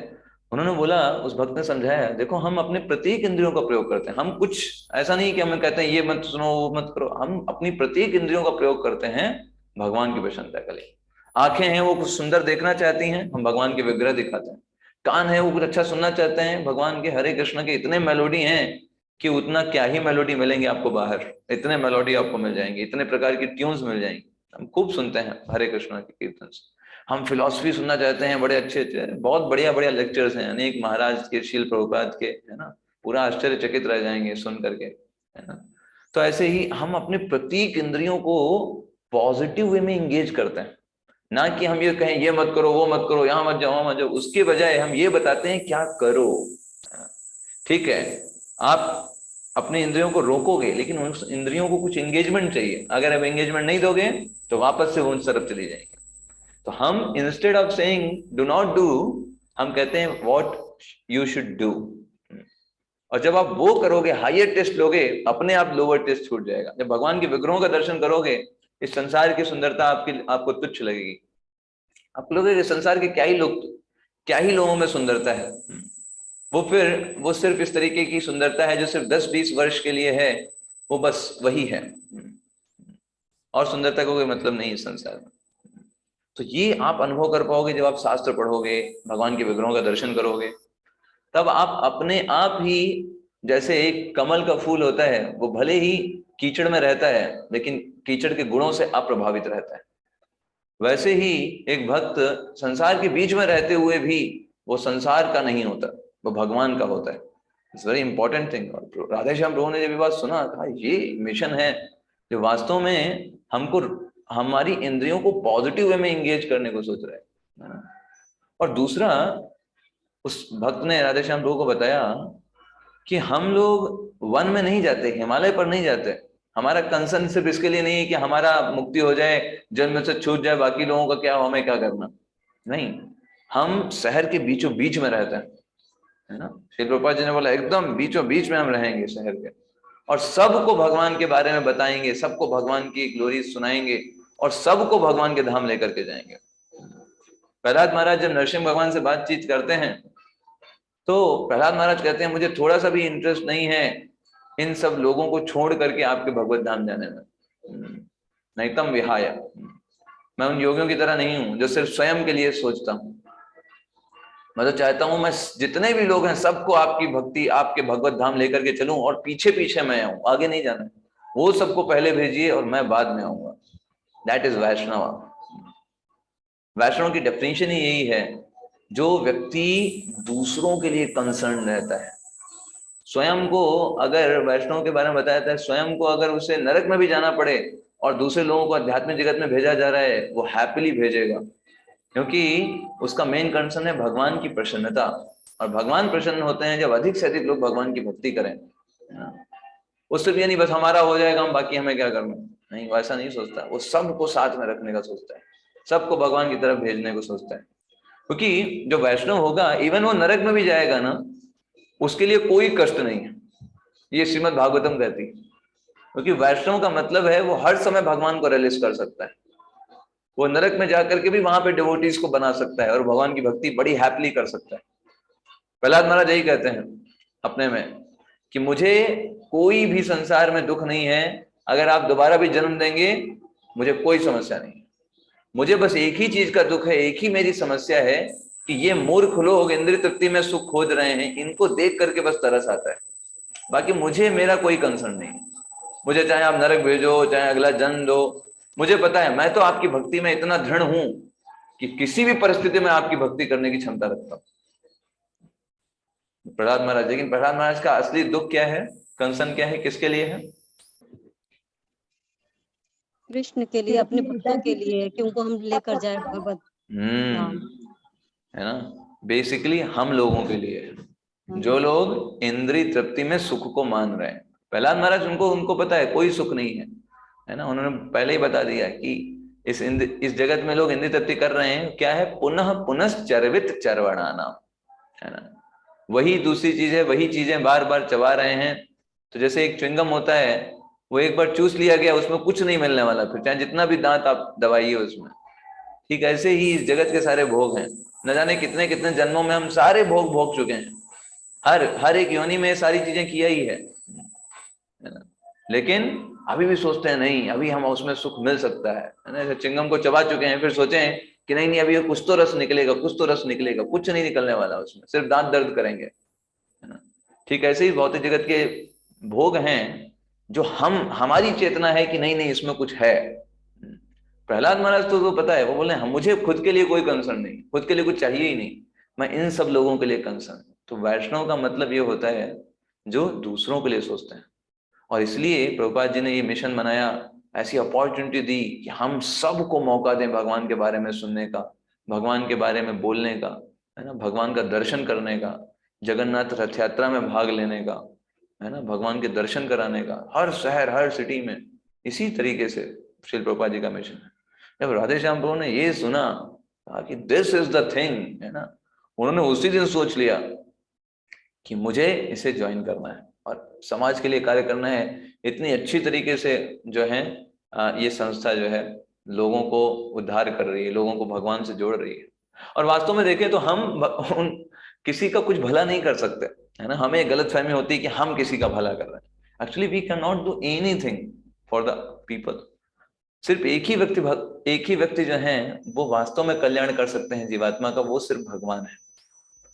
तो हमारा जो कार्य होता है वो इतना ही होता है कि उस जीवात्मा को जो भगवान से विमुख हो गया है उसको भगवान के सम्मुख लेकर के आना, बस यही एक वैष्णव का कार्य है। बाकी काम सारा भगवान का है।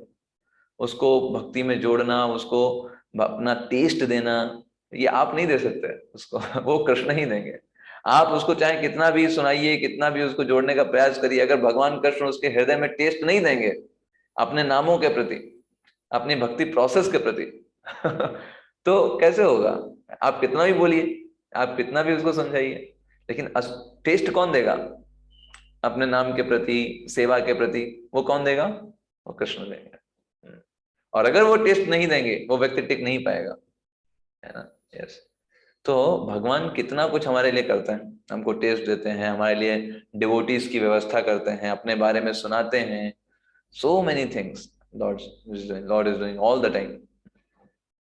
तो इसलिए हमारा कार्य है कि हम भगवान से जुड़ें और भगवान से समझें, भगवान को समझें। और बहुत आसान प्रोसेस है ये। अभी देखिए जैसे जगन्नाथ जी हैं, है ना। तो जगन्नाथ जी, अब देखिए जगन्नाथ बलदेव सुभद्रा जी जो भगवान है, इनको बोला जाता है अन्न ब्रह्म। अन्न ब्रह्म का मतलब कैसा है? उसका उसका उसका मतलब है अन्न ब्रह्म का कि भगवान बस बहुत, भगवान को कैसे प्रसन्न किया जा सकता है? खूब भोग लगा करके, बहुत अच्छे अच्छे प्रकार के भोग लगाइए और फिर उन भोग को अर्पण करके भगवान का प्रसाद पाइए। बस इससे जगन्नाथ जी प्रसन्न है ना। जगन्नाथ जी इसलिए अन्न ब्रह्म कहलाता है। तो बताइए, क्या प्रसाद खाना कोई बहुत बड़ा काम है? बहुत मेहनत का काम है प्रसाद खाना? तो प्रसाद खाना सबसे आसान काम है ना। श्रील प्रभुपाद जी एक बार भगवान को भोग लगाया उन्होंने, रसगुल्ले थे, गुलाब जामुन था। श्रील प्रभुपाद जी ने गुलाब जामुन उठाया और अपने मुख में डाला और खाया। कहा देखो, मैं गुलाब जामुन प्रसाद खा करके भगवान के धाम जा सकता हूँ। क्या कठिनाई है भगवान का प्रसाद खाने में? व्हाट इज प्रॉब्लम, है ना। इतने वैरायटीज हैं और ये तो ऐसा सेवा है कि हर कोई सबसे पहले करना चाहता है ना। यस, भगवान का प्रसाद पाने में क्या कठिनाई है? ऐसे ही इसलिए इस्कॉन में तो इतने ज्यादा वैरायटीज बनाते हैं भगवान के भोग के लिए। प्रभुपाद जी बोलते थे इस्कॉन कैसा रिलीजन है? किचन रिलीजन है, किचन रिलीजन, है ना। धर्म ही कैसा है? रसोई ही धर्म है। भगवान के लिए खूब बनाओ, खूब बनाओ। हम ये नहीं कहते कि नहीं आप कुछ पकवान नहीं खा सकते, ये नहीं खा सकते, वो नहीं खा सकते। क्यों नहीं खा सकते? भगवान को भोग लगाइए, भगवान की प्रसन्नता के लिए बनाइए और प्रसाद के रूप में पाइए, है ना। उनको सैंक्शन करके तब पाइए। हम मना नहीं करते कि आप ये नहीं कर सकते, वो नहीं कर सकते। हम ये कहते हैं कि आप जो भगवान ने कहा है खाने को वो खाइए और भगवान को भोग लगा करके खाइए, no problem. That's the thing. ऐसे देखिए चैतन्य महाप्रभु और नित्यानंद प्रभु आते हैं तो सिंपल क्या करते हैं, हमको क्या सिखाते हैं कि भगवान का नाम लो, डांस करो, नृत्य करो भगवान के सामने, बस भगवान की प्राप्ति हो गई, है ना। यस। तो इसलिए चैतन्य महाप्रभु नित्यानंद प्रभु को बोला था डांसिंग गॉड, है ना। सिंपल डांस करते हैं। डांस करना कौन सी कठिन बात है? 5 वर्ष का बालक भी अगर देखिए इस्कॉन मंदिर में आते हैं, वो भी कितना डांस करते हैं, उनको कुछ नहीं पता है। मतलब कोई भी अबोध व्यक्ति भी कार्य कर सकता है। भगवान की भक्ति कोई बहुत डिफिकल्ट टास्क नहीं है कि उसके लिए आपको बहुत पढ़ाई लिखाई चाहिए, IIT में एडमिशन होना चाहिए, नॉट लाइक दैट। कोई भी कर सकता है, 5 वर्ष का बालक भी कर सकता है। डांसिंग गॉड बोला चैतन्य महाप्रभु को। ऐसे ही भगवान कृष्ण को देखिए, हमेशा खेलते रहते हैं है ना, ग्वाल बालों के साथ खेलते रहते हैं, एंजॉय करते रहते हैं, रिलीज करते रहते हैं। तो भगवान कृष्ण भी ऐसे ही है। उनको बोला था स्पोर्टिव गॉड, खेल कूद वाले भगवान है वो हमेशा खेलते रहते हैं। इतना भगवान खेलते हैं, इतना आनंद लेते हैं। लक्ष्मी भी देखती हैं, लक्ष्मी जी कहती हैं कि अरे हमारे जो पतिदेव हैं वो तो बस सोते रहते हैं, है ना, हम उनके पैर दबाते रहते हैं, है ना। कृष्ण जो है ये तो बड़े अच्छे हैं, है ना, ये तो कितना खेलते हैं, कितना नृत्य करते हैं। तो लक्ष्मी जी भी इवन आना चाहती हैं भगवान कृष्ण के पास टाइम में पार्टिसिपेट करने के लिए, है ना, कि हम भी गोपियों के पास तरह जाएंगे और पार्टिसिपेट करेंगे भगवान के पास टाइम में। हालांकि लक्ष्मी जी को एंट्री नहीं देते हैं गोपियां, कहते हैं नहीं आप ऐश्वर्य भाव में हैं, आप इस जगह, आप यहाँ पर नहीं आ सकते, लक्ष्मी जी एंट्री नहीं पाते। तो कृष्णा कैसे हैं, वो स्पोर्टिव गॉड है, हमेशा खेलते रहते हैं, आनंद करते रहते हैं, ऐसे गॉड है। तो यही चीज हमको अपने जीवन में उतारना है, इस श्रद्धा को विकसित करना है कि हम भगवान के धाम जा रहे हैं, आध्यात्मिक जगत जा रहे हैं, है ना। और भगवान के आध्यात्मिक जगत का नाम क्या है? What is the name of आध्यात्मिक जगत? वैकुंठ, गोलोक धाम। वैकुंठ, गोलोक धाम, वृंदावन को धाम। यस करेक्ट, गोलोक धाम है। और ये गोलोक धाम जो है ये भगवान का पर्सनल धाम,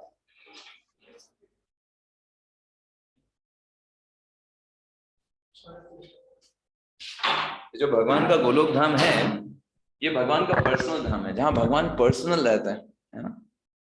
तो जैसे जैसे जो आप एक देखते हैं, जैसे गवर्नमेंट होती है, तो गवर्नमेंट में भी एक जगह होती है, आप देखें गवर्नमेंट में, जैसे गवर्नमेंट में हम बोलते हैं सरकार, सरकार, तो सरकार मतलब क्या है? ये तो निराकार के बारे में बात हो रही है। सरकार मतलब निराकार, है ना। कहते हैं ना सरकार चल रही है ना, इसकी सरकार है, उसकी सरकार है इस गवर्नमेंट की सरकार है, इस पार्टी की सरकार है।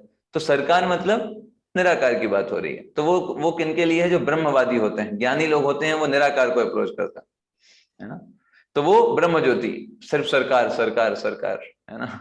उसके बाद आते हैं योगी लोग, जो परमात्मा पर ध्यान करते हैं, योगिनो रमन्ते, है ना, वो परमात्मा पर ध्यान करते हैं। तो परमात्मा मतलब वो वैकुंठ जगत के बारे में वहां अप्रोच करते हैं। तो वैकुंठ जगत मतलब पार्लियामेंट की तरह। अभी सरकार से ऊपर हम समझ गए, संसद भवन पहुंच गए। संसद भवन में भी भगवान वहां रहते, जैसे संसद भवन में एक प्रधानमंत्री रहते हैं, लेकिन प्रधानमंत्री ऐसे नहीं है कि वहां पर बड़ा रिस्पेक्ट होती है ना। सब वहां गुड मॉर्निंग, गुड इवनिंग, है ना प्रणाम नमस्ते करेंगे। ऐसे ही वैकुंठ जगत मतलब ऐसी जगह है जहां पर भगवान विष्णु तो रहते हैं, लेकिन उनके साथ क्लोज रिलेशनशिप नहीं होता है, बड़ा रिस्पेक्ट वाला रिलेशनशिप होता है, ऑ एंड रेवरेंस के साथ, बड़ा सम्मान के साथ। जैसे प्रधानमंत्री संसद भवन में जैसे जाएंगे, तो क्या संसद भवन में कोई आकर के उनके गले पे हाथ रख लेगा, है ना या फिर वो उनके पास एकदम बैठ सकता है? नहीं नहीं, क्योंकि वो संसद भवन में है, वहां ऑ एंड रेवरेंस बहुत ज्यादा रहता है। तो वैकुंठ जगत में भी भगवान विष्णु जो हैं अनेक अनेक धामों में रहते हैं, लेकिन वहां पे बहुत ज्यादा सम्मान होता है, क्लोज रिलेशनशिप नहीं होता। फिर यही जब हम और ऊपर बढ़ते हैं, गोलोक धाम में जाते हैं, तो गोलोक धाम में भगवान के साथ एकदम क्लोज रिलेशनशिप होता है। जैसे प्रधानमंत्री जैसे अपने घर में जब जाते हैं, तो वहां पर वो जो उनकी माता होगी उनको झापड़ भी मार सकती है, और प्रधानमंत्री कुछ भी नहीं बोलेंगे, उनको और अच्छा लगेगा है ना। तो जो डिवोटीज अप्रोच करते हैं भगवान को, वो गोलोक वृंदावन धाम की तरह अप्रोच करते हैं। उनके गले में हाथ रख करके डांस कर सकते हैं, उनके साथ खेल सकते हैं, उनको अपने हाथों से खिला सकते हैं, उनका जूठा खा सकते हैं, अपना जूठा उनको खिला सकते हैं साख्य भाव में। तो ये रिलेशनशिप है ना, ये भगवान के साथ प्रेम का आदान प्रदान आध्यात्मिक जगत में होता है, और ये इतना आनंदमयी होता है कि हम उसकी कल्पना भी नहीं कर सकते। यस, इतना आनंदमयी होता है, जो स्वयं भगवान जो हैं उनके आदान प्रदान हमको प्राप्त होता है।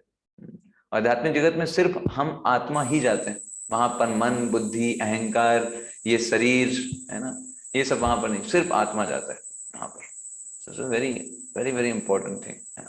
तो ये जो इस्कॉन मूवमेंट है, ये जो हरे कृष्ण मूवमेंट है, जो हम लोग प्रैक्टिस कर रहे हैं, ये एक्चुअली में हमको उस जगह पर ले जाने के लिए, यहाँ पर सिर्फ और सिर्फ प्रेम है, कोई द्वेष नहीं, कोई ईर्ष्या नहीं, कोई कंपटीशन नहीं, कोई इस तरीके की भूख प्यास, है ना, काम क्रोध मद लोभ नाम का कोई नामो निशान नहीं, सिर्फ और सिर्फ और सिर्फ प्रेम भगवान के साथ, वो भी निस्वार्थ। जैसे ग्वाल बाल करते हैं, गोपियां करती हैं, निस्वार्थ प्रेम, निस्वार्थ प्रेम, सिर्फ भगवान की प्रसन्नता के लिए सोचते। ऐसे ही शील प्रभुपाद जी से एक बार व्यक्ति आया और बोला, शील प्रभुपाद क्या आप मुझे भगवान बना सकते हो?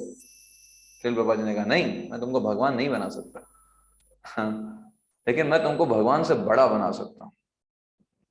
उसने बोला, अच्छा, भगवान से बड़ा बना देंगे? हम तो सोचते भगवान सबसे बड़े होते हैं, भगवान से कैसे बड़ा बना सकते हैं? तो शील प्रभुपाद जी कहते हैं, भगवान से बड़ा कैसे बना सकते हैं? आप देखो, एक पिक्चर दिखाते हैं। कहते देखो पिक्चर में क्या था, यशोदा माता जो थी वो एक छड़ी लेकर के भगवान कृष्ण को दौड़ा रही थी, दामोदर लीला थी। तो उन्होंने बोला बताओ इन दोनों में कौन बड़ा दिख रहा है, वो लेडी बड़ी दिख रही है या वो बच्चा बड़ा दिख रहा है?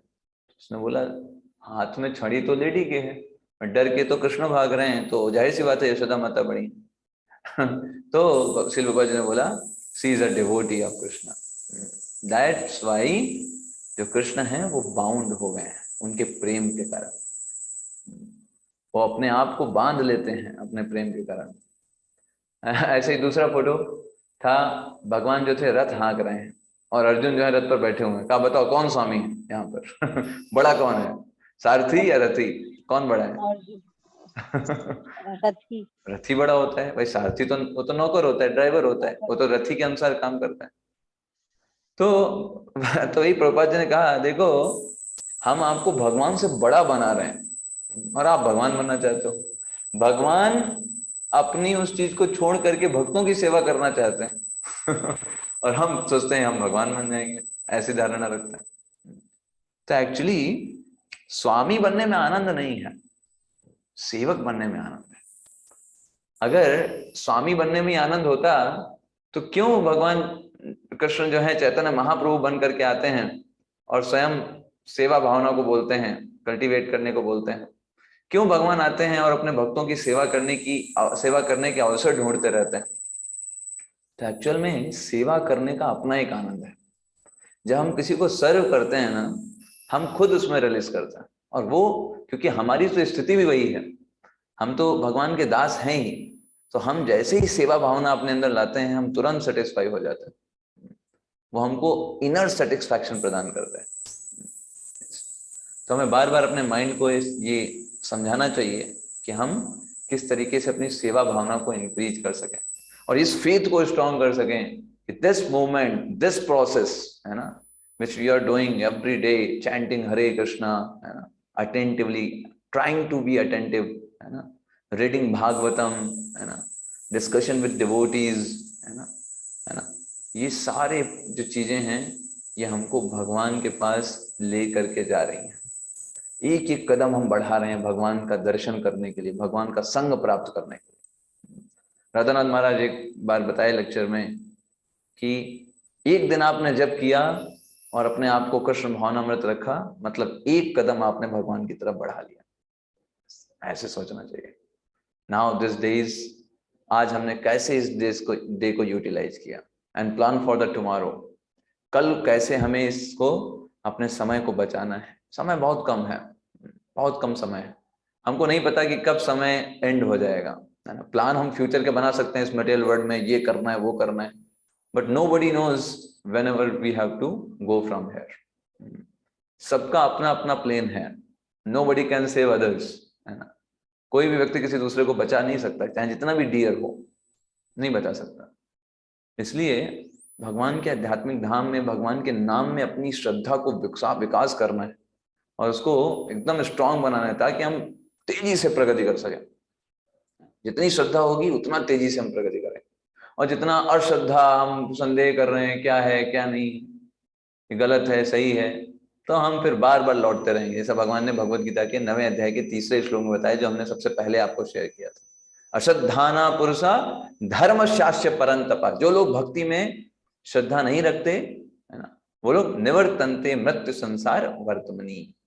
अप्राप्य माम, मुझे प्राप्त नहीं कर पाते, मृत्यु संसार वर्तमनी, बार बार इस मृत्यु संसार में आते रहते हैं, सिर्फ श्रद्धा का विकास ना होने के कारण।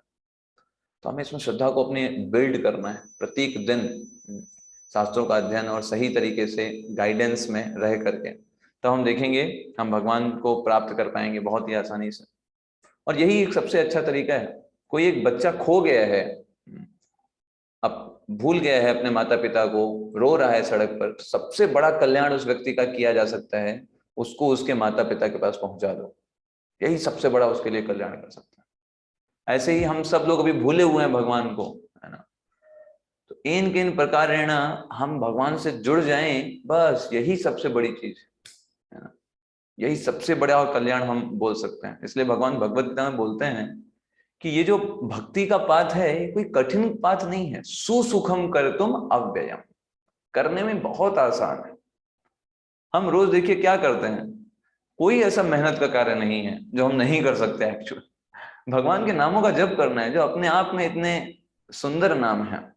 केवल आनंद कंद, भगवान का नाम कितने दिव्य हैं। हरे कृष्ण कृष्ण कृष्ण हरे हरे, हरे राम राम राम हरे हरे। इन दिव्य नामों का जप करना है, भगवान के सामने डांस करना है, प्रसाद पाना है ना, भगवान के बारे में सुनना है। क्या इसमें से कोई बहुत कठिन प्रक्रिया है क्या? बताइए, कोई बहुत कठिन कार्य है इन सारे कार्यों में से? कोई नहीं। ये तो कोई भी कर सकता है, ये ऐसा पाथ है। तो क्यों हम नहीं कर रहे हैं, क्यों हम आगे नहीं बढ़ रहे हैं?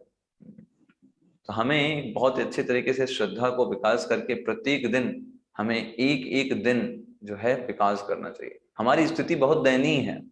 अगर आप अपने जीवन को एनालिसिस करो, कितने वर्ष हमने गंवा दिए सिर्फ बेकार की चीजों में, जिनका कोई औचित्य नहीं है इस संसार में, है ना।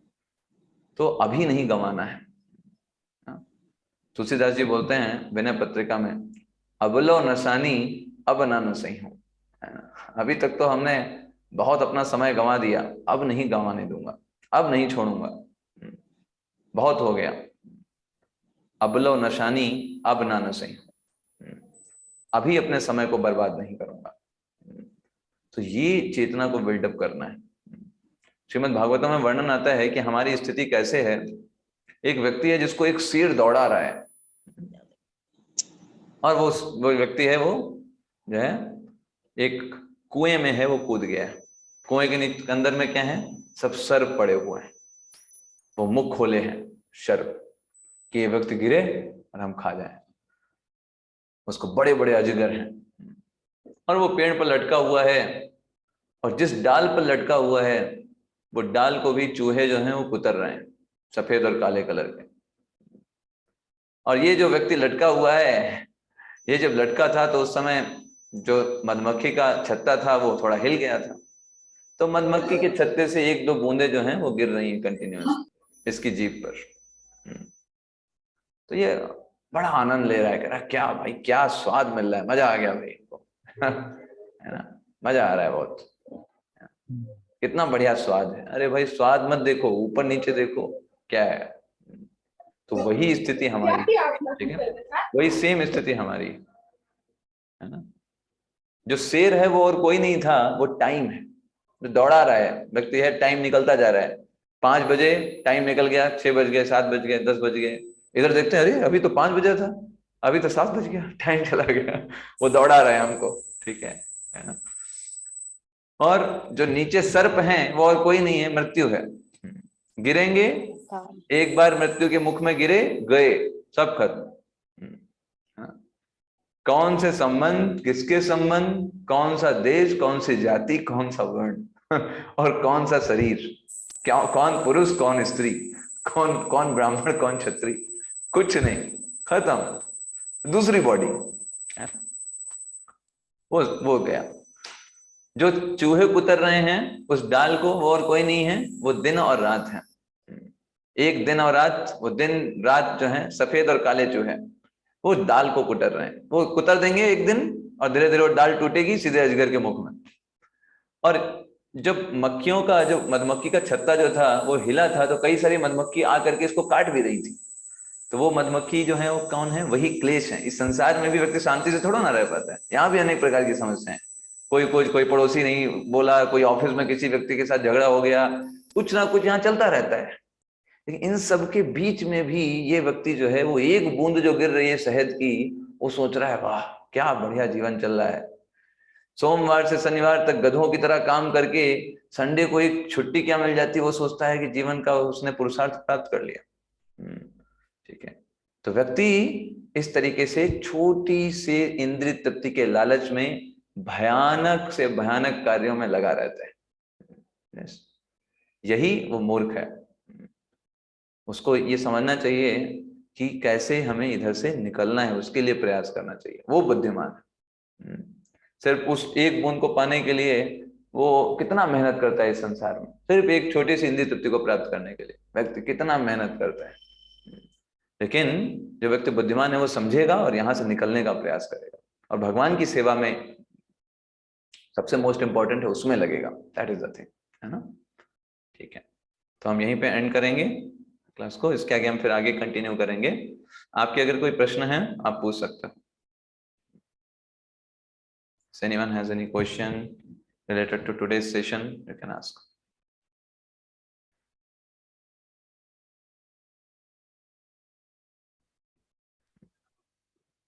हरे कृष्णा प्रभु जी। हरे प्रभु कृष्ण। जी क्वेश्चन तो नहीं है, लेकिन जैसे आपने कहा था ना कि जब भक्ति प्रक्रिया में प्राप्त कर लेंगे तो मिलेगा क्या, तो उसमें एक ये भी पॉइंट हो सकता है क्या कि भगवान वहाँ पे जो पास टाइम करेंगे, जो लीला करते हैं, उसमें भक्तों को आनंद देने के लिए करेंगे, तो करेक्ट। इसमें वो हो सकता है ना, उसमें हमारा पार्टिसिपेशन हो सकता है, ये बोल रहे हैं आप, ये बोल रहे हैं क्या, मतलब हम उसमें पार्टिसिपेट कर सकते हैं भगवान की लीलाओं जो में। भगवान जो लीला करेंगे, हाँ, जो भगवान की जो लीला करेंगे तो मतलब भक्तों के आनंद के लिए करते हैं, तो उसमें फिर हम सब भी मतलब जो वहां पर हैं तो वो पार्टिसिपेट कर सकते हैं ना। करेक्ट, बिल्कुल सही। भगवान भक्तों के आनंद के लिए करते हैं और भक्त भगवान की प्रसन्नता के लिए करते हैं। दोनों लोग अपने आनंद का कंसर्न नहीं करते, दैट इज डिवोटी, है ना। तो आध्यात्मिक जगत में भी सभी प्रकार के जीव रहते हैं, है ना। वहां पे भी सब लोग रहते हैं, सारी वैरायटीज हैं, हर प्रकार के वहां पर पशु भी रहते हैं, स्त्री भी हैं, पुरुष भी हैं, हर कोई है। लेकिन वहां पर सिर्फ और सबका सबका अट्रैक्शन सिर्फ कृष्ण ही रहता है, सब लोग भगवान कृष्ण से आकर्षित रहते हैं। ये वहां पर आध्यात्मिक जगत का स्वभाव है। तो ऐसी वही सिचुएशन यहाँ पे भी बन सकती है। अगर हमारा उद्देश्य भगवान का सेटिस्फैक्शन हो जाए, हम आध्यात्मिक जगत में ही हैं। आध्यात्मिक जगत जो है वो ऐसे तो है ही, साथ साथ में हमारी चेतना भी निर्माण करती है। जो भगवान के भक्त होते हैं वो इस भौतिक जगत में ही हर एक चीज को आध्यात्मिक बना देते हैं। आप देखिए शील प्रभुपाद जी ने क्या किया, जहां जाते वहां एक आध्यात्मिक जगत ही बना दिया, एक हिसाब से सेंटर ही खोल दिए, है ना। इस्कॉन वाराणसी, इस्कॉन प्रयागराज, है ना, इस्कॉन जुहू, क्या है वो आध्यात्मिक जगत का ही सेंटर है। वहां पे सब लोग आएंगे भगवान कृष्ण के लिए, वही वहां पे उद्देश्य है, चेतना को फॉर्म करना आध्यात्मिक जगत में जाने के लिए। तो अभी हम एंटरप्रेन्योरशिप कर रहे हैं, है ना। एंटरप्रेन्योरशिप होता है तो प्रैक्टिस के लिए, है ना, और फिर वहां पे असली सेवा करनी भगवान की, है ना, ऐसा। हरे कृष्णा प्रभु जी। हरे कृष्ण सुनता मतलब प्रभु जी क्वेश्चन है मेरा कि इस मटेरियल वर्ल्ड में जिस लेवल तक का हम लोगों को ये भक्ति करनी चाहिए वो तो हम कर नहीं मोस्टली बहुत लोग नहीं कर पाते हैं। मैं अपना ही एग्जांपल लेकर बता रही हूँ। अगर मैं कुछ भी एफर्ट दिखाती हूँ, कुछ भी एफर्ट करती हूँ, तो क्या उसका फल या मुझे मिलेगा? ओके। वैसे मुझे 100 मार्क्स का लानी है, लेकिन मैंने 100 नहीं ला पाया, मैं 50 में ही अटकूं, तो क्या उस 50% का मेरा कुछ भी मिलेगा? देखिए माता जी, भक्ति प्रोसेस ऐसी है, यहाँ कुछ भी किया जायर नहीं जाता है। आपने कुछ भी अगर इतना सा भी 1%, आपने 50 का बोला, इवन 0.001% भी अगर कोई व्यक्ति भगवान की सेवा करने के लिए उसने प्रयास किया, भगवान की सेवा करने का प्रयास किया, उसने किया, भगवान उसको बहुत बढ़ा चढ़ा करके देखते हैं। भगवान जब देखते हैं तो एक देवोटी बता रहे थे, कह रहे थे जब भगवान भक्तों की सेवा देखते हैं तो जगन्नाथ बन जाते हैं, बड़ी बड़ी आंखें करके जूम करके देखते हैं, अरे मेरे भक्त ने अच्छा मेरे लिए सुबह उठा क्या, अच्छा मेरे नाम को जप करने के लिए अच्छे से सुबह उठ गया, ग्रेट। तो उसको वो जूम करके देखते हैं, मेरा भक्त मेरे लिए कितना मेहनत कर रहा है, कितना प्रयास कर रहा है मेरी सेवा के लिए, मेरे प्रचार के लिए, कितना कष्ट उठा रहा है, उसको भगवान जगन्नाथ जी की तरह देखते हैं आंखें बड़े बड़े कर करके। तो भगवान के लिए किया गया छोटी सी भी सेवा भगवान खुद काउंट करता है, और वो कभी खत्म नहीं होती, इटर्निटी के लिए होती है। अगर आपने बोला 50% आपने भगवान की भक्ति में आप आगे बढ़ गए, आप जहां भी जन्म लेंगे, पहली बात आपको अगला जन्म मनुष्य का ही मिलेगा, क्योंकि वो 50% भक्ति को आगे कंटिन्यू करने के लिए, और आपको सारी अपॉर्चुनिटी मिलेंगी, छोटे पर से ही आपको सारा एनवायरमेंट मिलेगा जहां पर ऑलरेडी आप 50% बहुत आसानी से ग्रेन कर लेंगे, है ना। बस थोड़ा सा प्रयास करेंगे, माता पिता से इतना गाइडेंस मिल जाएगा कि अपने आप 50% तक आप पहुंच जाएंगे, उसके लिए कोई एफर्ट करना ही नहीं पड़ेगा। फिर आगे आप फिर से आपको मौका दिया जाएगा उसको 50% को 100% तक लाने का, है ना। तो श्रील प्रभुपाद जी इसलिए बोलते थे कि और जन्म की सोचना ही नहीं है, इसी जन्म में निकल जाना है, do your best 100%, one stroke solution launch. दूसरा, क्योंकि आगे भी कलयुग आने वाला है, हम नहीं कर सकते आगे कितना और समस्याएं बढ़े, है ना, आगे जन्मों में। इससे अच्छा है अभी कम प्रभाव है कलयुग का, अभी निकल जाए तो सबसे बेस्ट है। ठीक है सुनीता माता जी। Thank you. हरे कृष्ण। हरे कृष्ण प्रभु। हरे कृष्ण प्रभु। हरे कृष्ण अनीता। हरे कृष्ण हरे प्रभु। कृष्ण। हरे कृष्ण। हरे कृष्णा प्रभु जी। हरे कृष्ण। मंजू माता जी आप कुछ पूछ रहे हैं?